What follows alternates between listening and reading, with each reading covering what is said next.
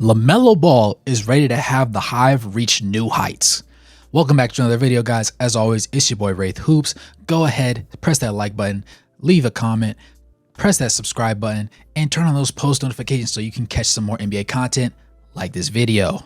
Now, with that being said, let's go ahead and get right into it. Lamelo Ball has been a phenomenal talent in the NBA so far. We knew that he was going to be a good scorer. We knew he was going to want to shoot the heck out of the rock. And we also knew that he was a terrific passer with immaculate court vision, the likes of which we haven't really seen that much from a guard of his stature since, the Magic Johnsons of the world. Now, LeBron James would be the closest comparison simply just because of his height, but Lonzo was that next stage before his brother, LaMelo. Now, with that being said, like I said, LaMelo likes to shoot the rock. Early on in his career, he did have some success, but is kind of teetering as far as efficiency is concerned, and that is the only questionable part of his game, besides his defensive intensity. He's long, he's lanky, he's tall, he's athletic. He's a very capable defender. It's just about him putting forth the effort to be a lockdown. Now, I never expect him to be a Shai Gilgeous-Alexander because I just don't think that type of dog is in him. But I do expect him to be more than serviceable. I expect people to not be feeling comfortable about having to match up with him on the defensive side of the ball. But that remains to be seen. The other issue is going to be his injury concerns. In his first season, he did end up playing in 51 games, starting in 31 of them. His second season, he was healthy the entire time, 75 for 75. And then in his most recent season, he did suffer that injury that put him out for the rest of the year, but he did have 36 games that he started in all of them. With the progression of his game, he has also taken significantly more shots. In his rookie season, he shot 13 shots a game on 43.5% efficiency. Second season, 16.5 shots on 43% efficiency from the field. And in his most recent season, only 41% of the shots went in on 20 shots a game. Some people would say, well, that's insane. That's honestly bad, especially if you're a point guard that's going to shoot 20 a game. And to your credit, you would be right.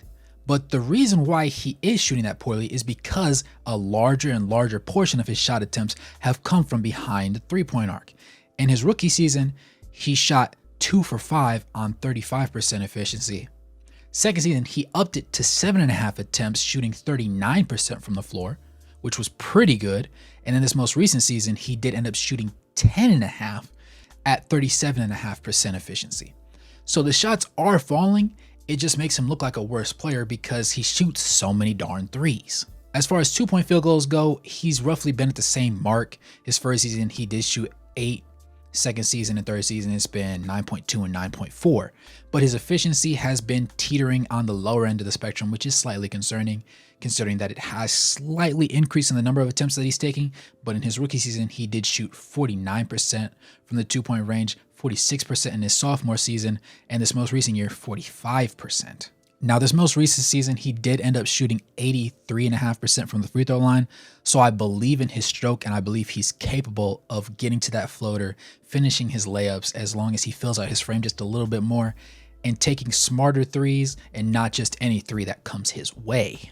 He went from averaging 5.9 assists his rookie season up to 6.7 and back down to 6.5 this past season, but his assists have consistently gone up every season, with 6.1 his first year, 7.5 his second year, and 8.5 this most recent season, despite his shortened games. He's always been able to keep his hands in the passing lanes, his first 2 seasons averaging 1.6 steals a game and most recently 1.3. So he is consistent in that regard, only averaging about half a block a game. So coming from the fact that he's guarding point guards and he is significantly taller, you might want to see that just a little bit higher, but as long as he's there contesting a shot, we'll live with it. Admittedly, his turnovers have increased just a slight bit. His rookie season, he did end up having 2.8 turnovers a game, then up to 3.3, and most recently 3.6. Personal foul wise, he's always hovered around the 3 range. He did have 2.7 his first year, 3.2 his second year, and most recently 3.3. But while his shooting splits have a little bit decreased, his rebounding has stayed essentially the same, and his playmaking has gotten better. His scoring averages obviously went up from 15 to 20 to 23. With increased talent on this roster, I believe that increased expectation comes as well. Admittedly, he is only 21 going on 22 years of age, so there is a little bit of room to give him some grace. And we don't expect him to be necessarily in his prime yet, but at this age, he's significantly better than most players will ever be, honestly, during their careers in the league. But with that belief that he is a better player, we also expect more from him and from teams that he plays with.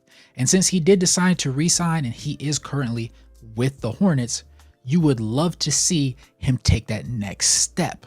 And I think this year is the perfect year to do it. Now, without going into too much depth on the team specifically, because I did want to break that down in a separate video, it is important to understand that this is going to be the deepest pool of talent that he's had to play with in his 3 seasons going into his 4th year.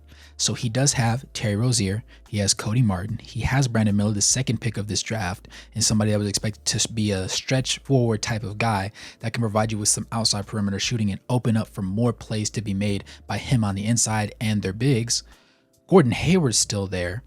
You have PJ Washington, they've re-signed Miles Bridges, and they have Mark Williams and Nick Richards alongside the athletic Kai Jones, who showed out in this most recent Summer League season. That's rounded out obviously by JT Thord and Theo Maledon, and they did end up signing Frank Ntilikina, even though we're not really expecting much. That's just more of a depth opportunity for them. With that being said, the very minimum for this team, in my opinion, is to be a play-in team.